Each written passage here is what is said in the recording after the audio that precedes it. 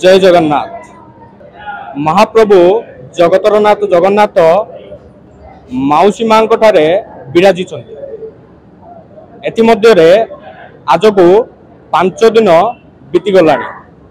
आज महाप्रभु श्री जगतरनाथ जगन्नाथ समस्त को श्री नरसिंह अवतार रे दर्शन देउथुबा बेले आज हेरा पंचमी कौन से हेरा पंचमीर विशेष महत्व रही एवं नरसिंह वेश धारण करिवार कौन महत्व रही चलतु जानिबा सेवकों ठारू।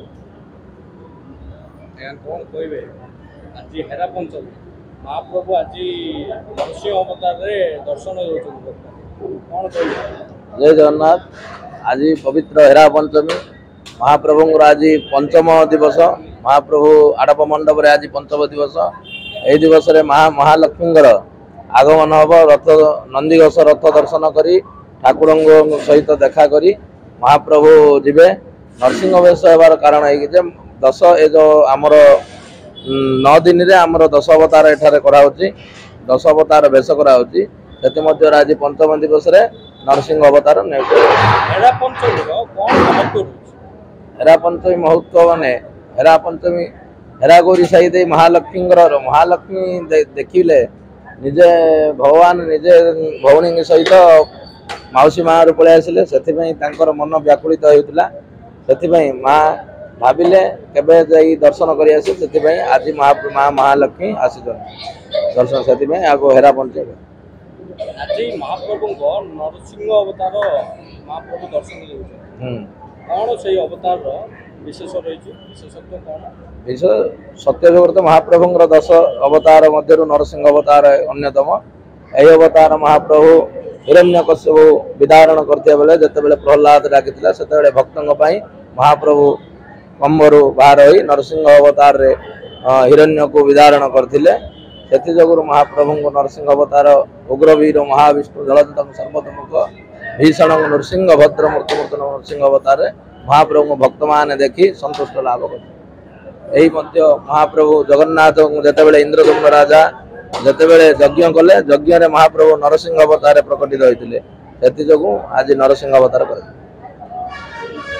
आपण शुणुले सीधा सड़क भावे से प्रांजल भावे बुझाई कहले जे हेरा पंचमीर एवं नरसिंह अवतार कौन सबू महत्व रही।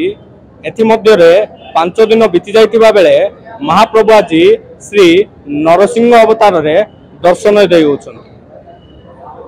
आपण सीधा सड़क भावे देखि पारुथबे किपरि भावे भीड़ मध्य रही भक्त माने किपरि भावे दर्शन मध्य करि जाउछंती।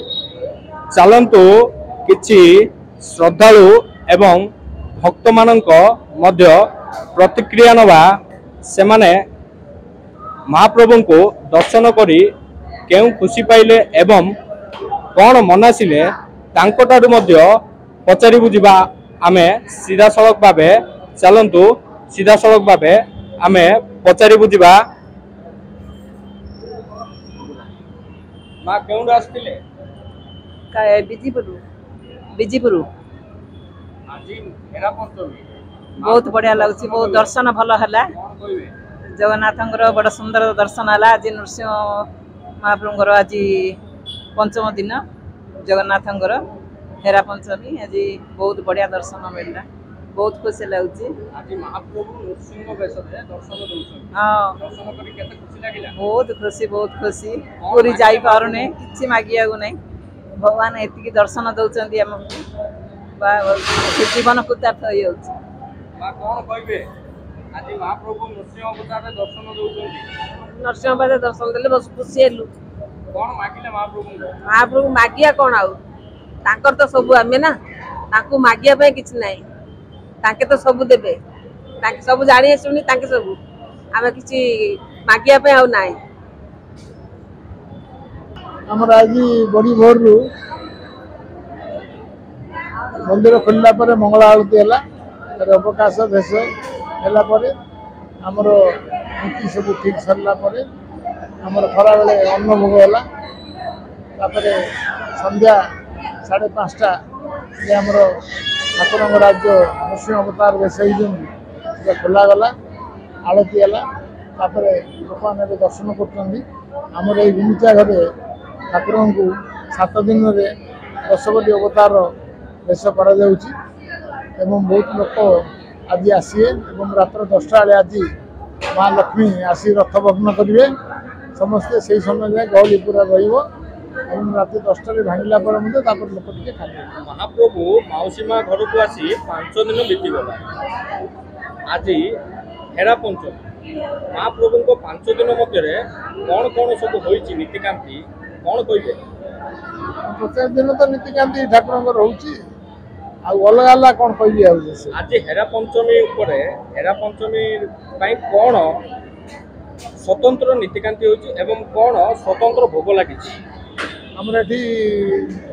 सका जमी अबड़ा भोग हवाटा एवं संध्या बेले ठाकुर को जो आम शुक्ली भोग होती अबिका क्षीरी भोग होगापर बंटन भी क्षीरी भोगटा बिक्री भी क्षीरी भोगटा लोक भीड़ देखुं लोक आज बहुत भीड़ रही हेरा पंचमीटा रात्र 9:30 पर मंदिर पाखर माँ लक्ष्मी बाहर से साई भितर आसवे आसला ये आलती हम आलती है बक्चा हम बक्चा है माँ रथ भांगी मंदिर को प्रस्थान कर आपन देखुले सीधा सड़क भाव आम प्रतिक्रिया नौलु कि भक्तर से भाव विहल हो कहले जे आम महाप्रभु निकट में किसी न मागी महाप्रभु को संपूर्ण रूपे महाप्रभु पागे आम समर्पित होइछु।